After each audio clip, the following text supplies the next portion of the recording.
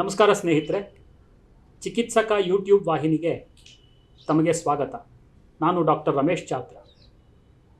ಕನ್ನಡದ ನೂತನ ಐತಿಹಾಸಿಕ ಕಾದಂಬರಿಯ ಕುರಿತು ಮಾತನಾಡಲು ಬಂದಿದ್ದೇನೆ.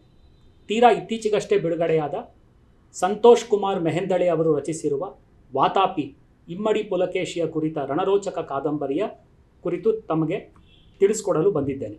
ಕಾದಂಬರಿಯನ್ನು ಓದಿ ನನಗಾದ ಅನುಭವಗಳು, ಪ್ರಾಮಾಣಿಕ ಅನಿಸಿಕೆಗಳನ್ನು ಹಂಚಿಕೊಳ್ಳಲೇಬೇಕು ಎಂಬ ತುಡಿತ ಇದ್ದಿದ್ದರಿಂದ ಈ ಸಂಚಿಕೆಯನ್ನು ಮಾಡ್ತಾ ಇದ್ದೀನಿ. ತೀರಾ ಇತ್ತೀಚೆಗಷ್ಟೇ ಬಿಡುಗಡೆಯಾಗಿದೆ ಕಾದಂಬರಿ. ಮರುಮುದ್ರಣಗಳನ್ನು ಕೂಡ ಕಂಡಿದೆ. ಓದುಗ ವಲಯದಲ್ಲಿ ಜನಮನ್ನಣೆಯನ್ನು ಕೂಡ ಪಡೆದಿದೆ. ಇವರ ಹಿಂದಿನ ಕಾದಂಬರಿ ವೈಜಯಂತಿಪುರ. ಆ ಕಾದಂಬರಿ ಕೂಡ ಬಹಳ ಜನಮನ್ನಣೆಯನ್ನು ಪಡೆದಿತ್ತು. ಕನ್ನಡದ ಪ್ರಪ್ರಥಮ ಚಕ್ರವರ್ತಿ ಮಯೂರವರ್ಮನ ಸಾಹಸಗಾಥೆಯನ್ನು ಕುರಿತಾದಂತಹ ಕಾದಂಬರಿಯಾಗಿತ್ತು. ಬಹಳ ಜನಪ್ರಿಯ ಆಗಿತ್ತು. ಲೇಖಕರಿಗೆ ಹಲವಾರು ಪ್ರಶಸ್ತಿಗಳು ಕೂಡ ಸಂದಿದ್ವು. ಹಲವು ಮರುಮುದ್ರಣಗಳನ್ನು ಕೂಡ ಕಂಡಿತ್ತು. ಆ ಕಾದಂಬರಿಯನ್ನು ಓದಿದ ನಂತರ ಇವರ ಮುಂದಿನ ಕಾದಂಬರಿ ಯಾವುದು ಎಂಬ ಕುತೂಹಲ ನನ್ನಲ್ಲಿತ್ತು. ಈಗ ವಾತಾಪಿ ಕಾದಂಬರಿ ಬಿಡುಗಡೆಯಾಗಿದೆ. ಈ ಕಾದಂಬರಿ ಇದು ಮುಖಪುಟ. ಬಹಳ ಆಕರ್ಷಕವಾಗಿದೆ ಮುಖಪುಟ. ಇಮ್ಮಡಿ ಪುಲಕೇಶಿ ಅಂದ ಕೂಡಲೇ ನಮ್ಮಲ್ಲಿ ಒಂದು ಚಿತ್ರಣ ಇದೆ. ನಾನು ಹಲವಾರು ವರ್ಷಗಳ ಹಿಂದೆ ಇಮ್ಮಡಿ ಪುಲಕೇಶಿ ಡಾಕ್ಟರ್ ರಾಜ್ಕುಮಾರ್ ಅವರು ನಟಿಸಿದ್ದ ಚಿತ್ರವನ್ನು ನೋಡಿದ್ದೆ ನಾನು. ಆ ಚಿತ್ರ 1966ರಲ್ಲಿ ಬಿಡುಗಡೆ ಆಗಿತ್ತು. ಅಯ್ಯರ್ ಅವರ ಚಿತ್ರಕಥೆ, ರಾಜನ್ ಅವರು ನಿರ್ದೇಶನ ಮಾಡಿದ್ದ ಚಿತ್ರ. ಇಮ್ಮಡಿ ಪುಲಕೇಶಿ ಅಂದ ಕೂಡಲೇ ಒಂದು ಚಿತ್ರಣ ಇತ್ತು. ಅವರ ಮುಖ ಕಣ್ಮುಂದೆ ಬರುವಂತೆ ಇತ್ತು. ಇಲ್ಲಿ ಬಹಳ ಆಕರ್ಷಕವಾಗಿದೆ ಈ ಮುಖಪುಟ. ಹಾರು ಕೂದಲು,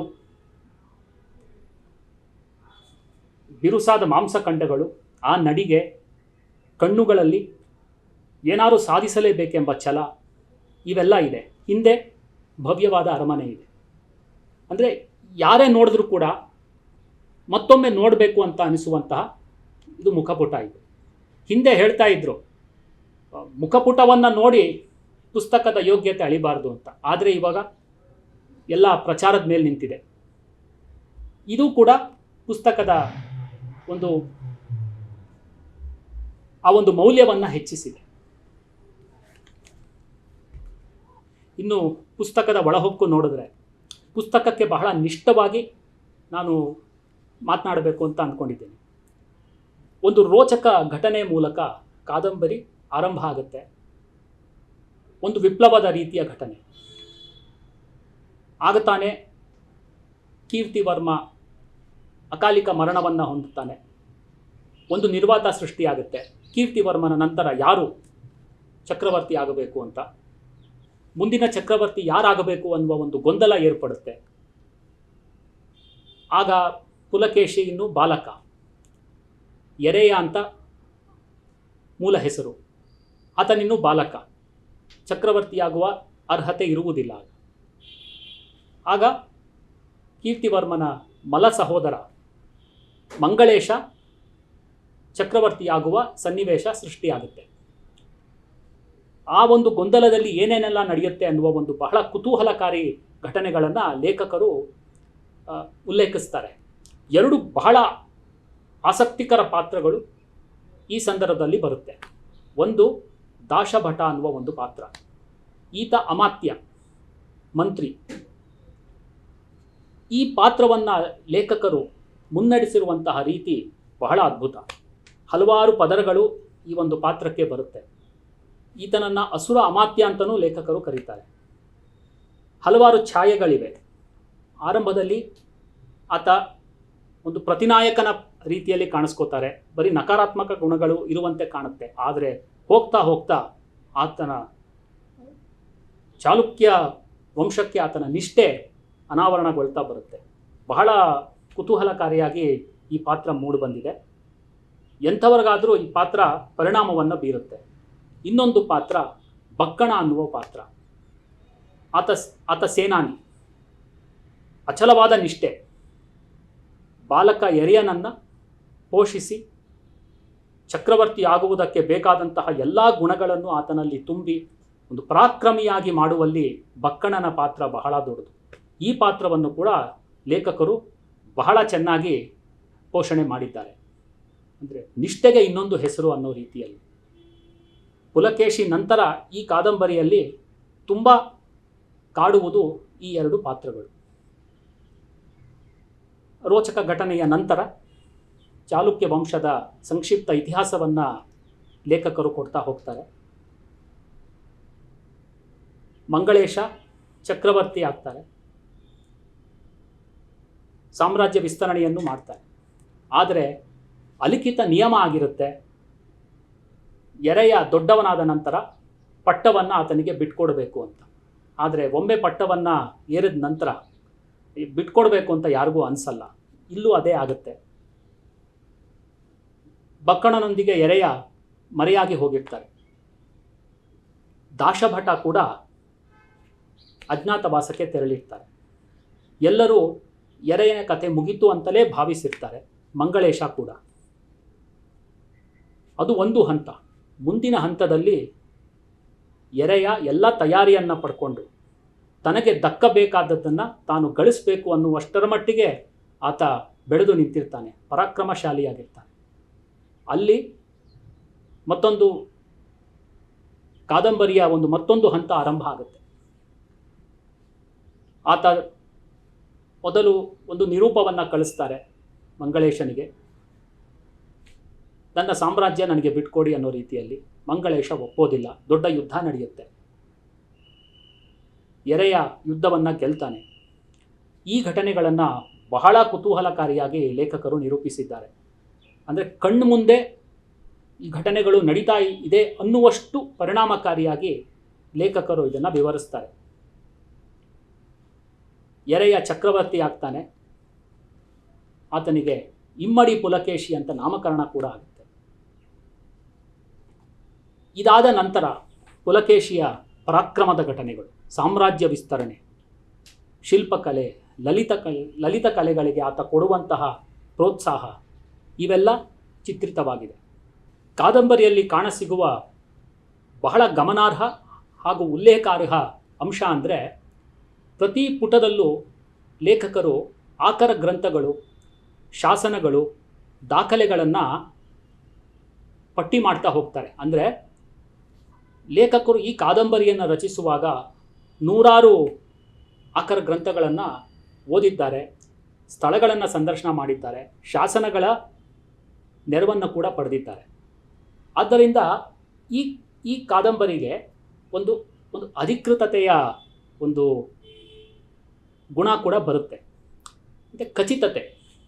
ಈಗ ಐತಿಹಾಸಿಕ ಕಾದಂಬರಿ ಅಂದರೆ ಬರೀ ದಾಖಲೆಗಳಲ್ಲ, ದಾಖಲೆಗಳು, ಶಾಸನಗಳು, ಇವೆಲ್ಲದರ ಒಂದು ಸಂಚಯವನ್ನು ಮಾಡಿಕೊಂಡು ಅದಕ್ಕೆ ಕಲ್ಪನೆಯನ್ನು ಸೇರಿಸಿದಾಗ ಒಂದು ಕಾದಂಬರಿ ಅಂತ ರಚನೆ ಆಗುತ್ತೆ.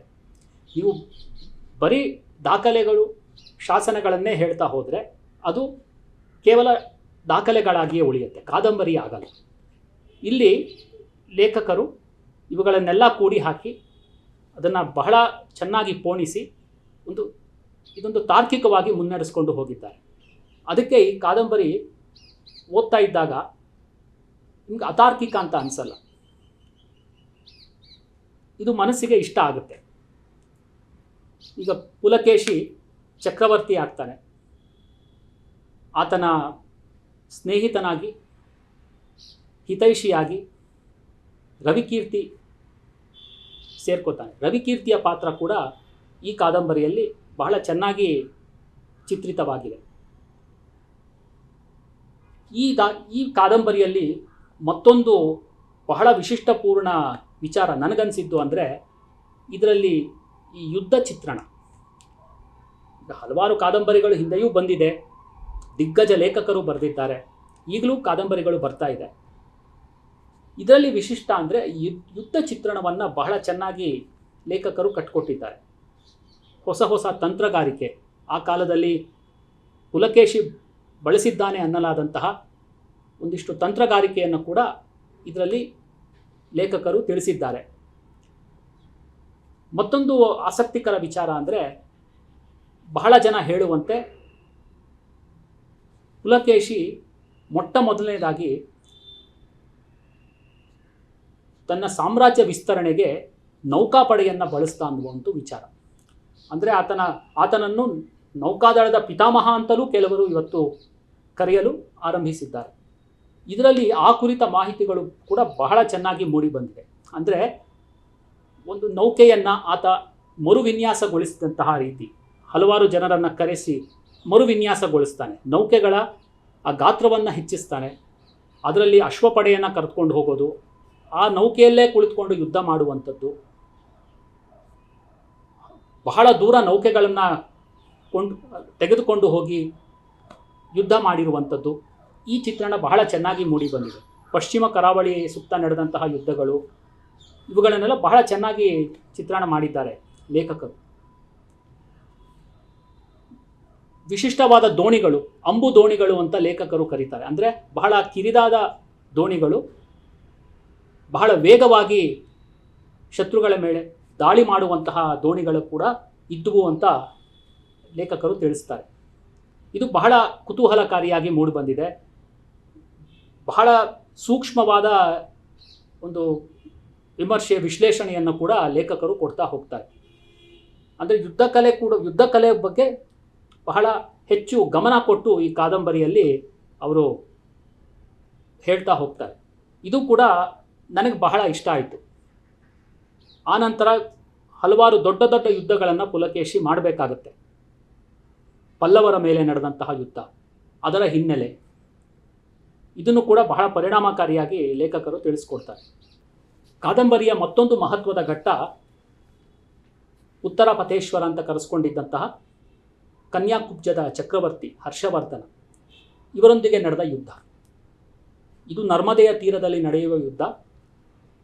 ಲೇಖಕರು ಹೇಳುವ ಪ್ರಕಾರ ಆಗಿನ ಕಾಲದ ಅತ್ಯಂತ ದೊಡ್ಡ, ಪ್ರಪಂಚದಲ್ಲೇ ನಡೆಯುವಂತಹ ಅತ್ಯಂತ ದೊಡ್ಡ ಮಹಾಯುದ್ಧಗಳಲ್ಲಿ ಈ ಯುದ್ಧ ಕೂಡ ಒಂದು.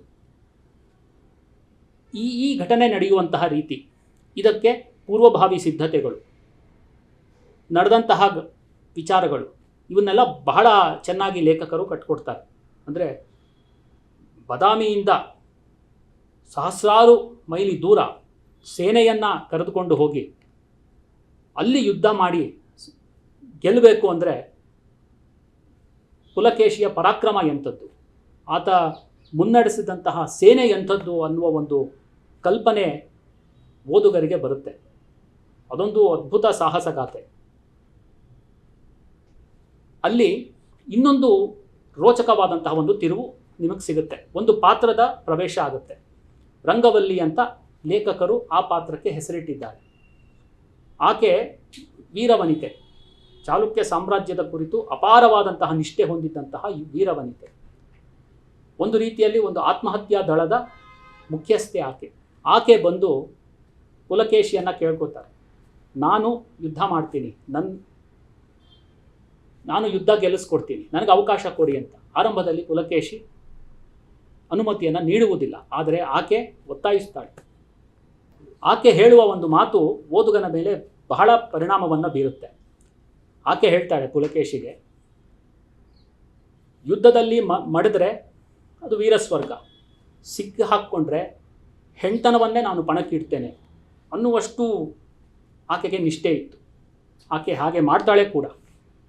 ಯುದ್ಧದ ಆರಂಭದಲ್ಲಿ ಆಕೆ ಮಾಡುವಂತಹ ದಾಳಿ ಮುಂದೆ ಬರಲಿರುವ ವಿಜಯಕ್ಕೆ ಮುನ್ನುಡಿ ಬರೆಯುತ್ತೆ.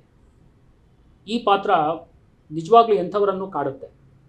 ಇದಕ್ಕಾಗಿ ಲೇಖಕರು ಆ ಭಾಗಕ್ಕೆ ಹೋಗಿ ಅಲ್ಲಿ ಕೆಲವು ಸ್ಥಳೀಯರನ್ನು ಮಾತಾಡಿಸಿ, ಅಲ್ಲಿ ಜಾನಪದ ಲಾವಣಿಯಲ್ಲಿ ಕನ್ನಡ ನಾಡಿನ ಒಂದು ಹೆಣ್ಣು ಮಗಳು ಈ ರೀತಿ ಒಂದು ತ್ಯಾಗವನ್ನು ಮಾಡಿದ್ದಾಳೆ ಅನ್ನುವ ಒಂದು ವಿಚಾರವನ್ನು ತಿಳ್ಕೊಂಡು ಈ ಪಾತ್ರದಲ್ಲಿ ಅದನ್ನು ತಂದಿದ್ದಾರೆ. ಅಂದರೆ ಒಂದು ಕನ್ನಡ ಒಂದು ಸಾಮ್ರಾಜ್ಯ ಕಟ್ಟುವುದಕ್ಕೆ ಯಾವೆಲ್ಲ ರೀತಿ ಜನ ತ್ಯಾಗ ಮಾಡಿದ್ದಾರೆ ಅನ್ನೋದು ಈ ಮೂಲಕ ಗೊತ್ತಾಗುತ್ತೆ. ಈಗಲೂ ಕೂಡ ಅಲ್ಲಿ ಆ ಹೆಣ್ಣು ಮಗಳ ಕುರಿತು ಜಾನಪದ ಲಾವಣಿಯಲ್ಲಿ ಉಲ್ಲೇಖ ಇದೆ, ವೀರಗಲ್ಲು ಇದೆ. ಅಲ್ಲಿನ ಜನ ಬಹಳ ಭಕ್ತಿ ಭಾವದಿಂದ ನಡ್ಕೋತಾರೆ. ಮಕ್ಕಳನ್ನು ಅಲ್ಲಿಗೆ ಕರೆದುಕೊಂಡು ಹೋಗ್ತಾರೆ. ಈಕೆಯಷ್ಟೇ ಧೈರ್ಯಶಾಲಿಗಳ ಆಗಬೇಕು ಅನ್ನೋ ಕಾರಣಕ್ಕೆ ಅಂತ ಲೇಖಕರು ತಿಳಿಸ್ತಾರೆ. ಇದು ಬಹಳ ಒಂದು ಕುತೂಹಲಕಾರಿ ಅಂಶ ಈ ಕಾದಂಬರಿಯಲ್ಲಿ ನೀವು ಓದಬಹುದು. ಉಚ್ಛ್ರಾಯ ಸ್ಥಿತಿಯನ್ನು ತಲುಪಿತು ಚಾಲುಕ್ಯ ಸಂಸ್ಥಾನ. ದೂರದ ಪರ್ಷಿಯಾದ ದೊರೆ ಈ ದೊರೆಯ ಸಾಹಸಗಾಥೆಗಳನ್ನು ಕೇಳಿ ಇವರೊಂದಿಗೆ ಸಖ್ಯ ಬೆಳೆಸಬೇಕು ಅಂತ ದೂತನನ್ನು ಕಳಿಸ್ತಾರೆ. ಅಂದರೆ ಇವರ ಕೀರ್ತಿ ಅಲ್ಲಿವರೆಗೂ ಹಬ್ಬಿತ್ತು.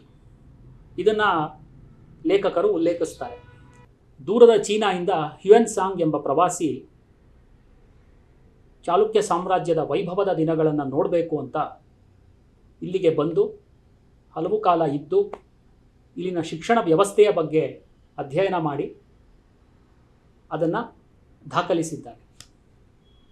ಕಾದಂಬರಿಯ ಕೊನೆಯಲ್ಲಿ ಸೋಲಿಲ್ಲದ ಸರದಾರ, ಅಪ್ರತಿಮ ಪರಾಕ್ರಮಿ ಇಮ್ಮಡಿ ಪುಲಕೇಶಿಯ ಪತನದ ಅಂಶಗಳು ಉಲ್ಲೇಖ ಆಗಿದೆ. ಮಕ್ಕಳ ಮಹತ್ವಾಕಾಂಕ್ಷೆಯೇ ಪುಲಕೇಶಿಗೆ ಉರುಳಾಗುತ್ತೆ. ಇದನ್ನು ಕೂಡ ಬಹಳ ಸೂಕ್ಷ್ಮತೆಯಿಂದ ಲೇಖಕರು ನಿಭಾಯಿಸಿದ್ದಾರೆ. ಕಾದಂಬರಿ ಕೊನೆಗೊಳ್ಳುವ ರೀತಿ ಬಹಳ ಮನಮುಟ್ಟುತ್ತೆ. ಮಗ ಪಕ್ಕದಲ್ಲಿರ್ತಾನೆ, ಪುಲಕೇಶಿ ಯುದ್ಧ ಸೋತಿರ್ತಾನೆ.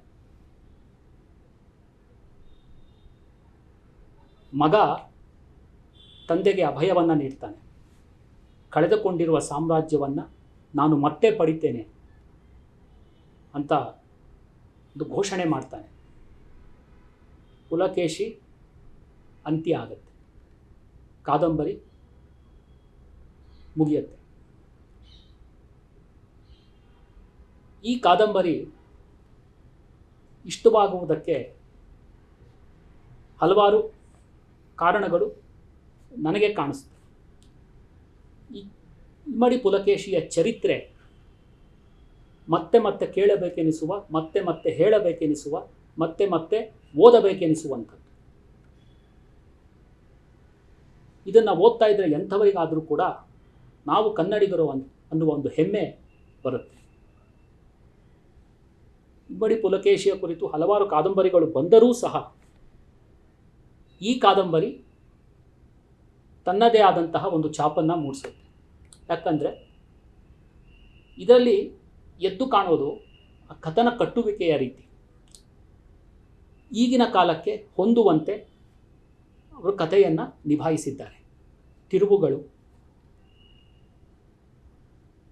ಇವು ಲೇಖಕನ ಆಸಕ್ತಿಯನ್ನು ಹಾಗೆ ಇಟ್ಕೊಳ್ಳುತ್ತೆ, ಕಾಪಾಡಿಕೊಂಡು ಹೋಗುತ್ತೆ.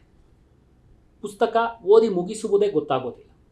ಆ ರೀತಿ ಈ ಕಾದಂಬರಿ ಮೂಡಿಬಂದಿದೆ.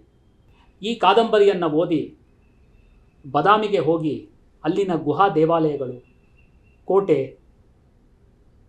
ಆ ಇತಿಹಾಸದ ಪ್ರಭಾವಳಿಯನ್ನು ಅನುಭವಿಸಬೇಕು, ನೋಡಬೇಕು ಅಂತ ಓದುಗನಿಗೆ ಅನಿಸಿದರೆ ಯಾವ ಅಚ್ಚರಿಯೂ ಇಲ್ಲ. ಜೈ ವರಾಹ, ಜೈ ಚಾಲುಕ್ಯ ಪರಮೇಶ್ವರ ಅನ್ನುವ ಕೂಗು ದೀರ್ಘಕಾಲ ಓದುಗನಲ್ಲಿ ಪ್ರತಿಧ್ವನಿಸುತ್ತೆ, ಅನುರಣಿಸುತ್ತೆ. ಲೇಖಕರಿಗೆ ಅಭಿನಂದನೆಗಳು. ಈ ಸಂಚಿಕೆ ನೋಡುವುದಕ್ಕೆ ತಮ್ಮ ಅಮೂಲ್ಯವಾದ ಸಮಯವನ್ನು ನೀಡಿದ್ದಕ್ಕಾಗಿ ಪ್ರತಿಯೊಬ್ಬರಿಗೂ ನನ್ನ ಧನ್ಯವಾದಗಳು. ನಮಸ್ಕಾರ.